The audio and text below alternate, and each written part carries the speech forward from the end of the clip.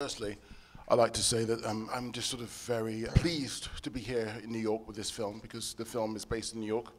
So, you know, the movie's coming home, really, similar to the debut of Hunger in Belfast, Northern Ireland. I feel that this is, after Telluride and Toronto and Venice, yes, yes, yes, but this is the real sort of place where I actually wanted to show the film.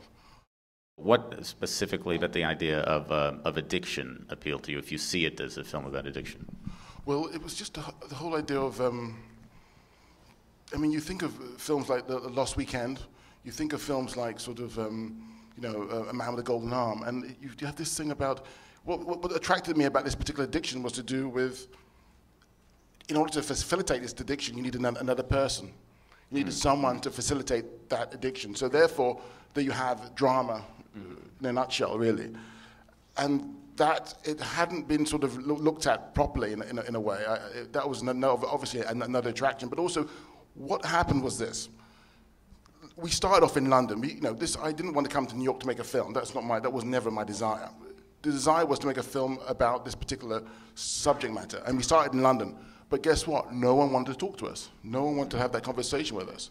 So it was very difficult. And all of a sudden, we started hitting walls. So we went, when I asked to speak to some kind of specialist in the field, and that specialist, the two specialists we spoke to who happened to be in New York, and we flew over and spoke to them, and then that's how we got access to people who have had the affliction and dealing with the affliction of sex addiction.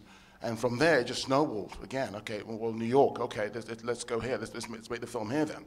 Because people are willing to speak, with obviously with the encouragement of these two sort of experts in the field, and it was just amazing. There's discoveries, and it was almost like Freaks, one of us. It didn't feel alien at all. It didn't feel sort of bizarre or absurd. It felt very extraordinary human. It's just another high. And Michael, can you talk about? Well, first of all, were you eager to work with Steve again after the collaboration on Hunger? And we know, if I can ask this in a way that doesn't sound like it's a joke line, for Hunger you obviously did an incredible physical transformation to prepare for the role, and actually starved yourself, much like Bobby Sands. What did you do as an actor to prepare to play this role?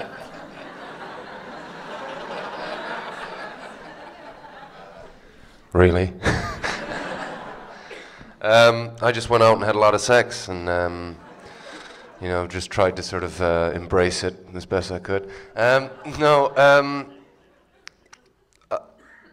Working with Steve, was something, that I said to Steve, at the end of Hunger, obviously, he changed my life,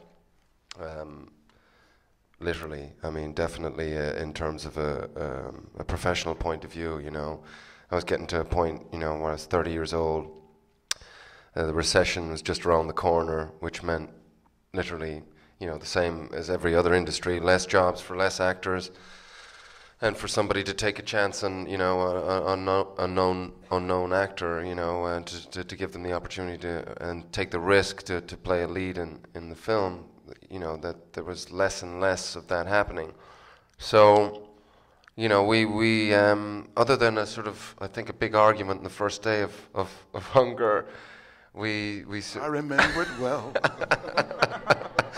I think, we just sort of, I don't know, it's that thing that you always, I remember when I was 17 and I started off doing this, and, my dream was to meet a director and have a relationship with a director that of, the things that I sort of looked at were Scorsese, De Niro, Lumet, Pacino, and, that would be the ultimate, to sort of have a sort of a collaboration like that, and to be on a wavelength that powerful with somebody, and that's sort of what I was so lucky to sort of find in Steve with Hunger. So again, I think you mentioned it to me in 2008 that this was sort of, you had this idea, and I was like, fine, just tell me when and where, and I didn't even need to see a script, so it was that simple, really.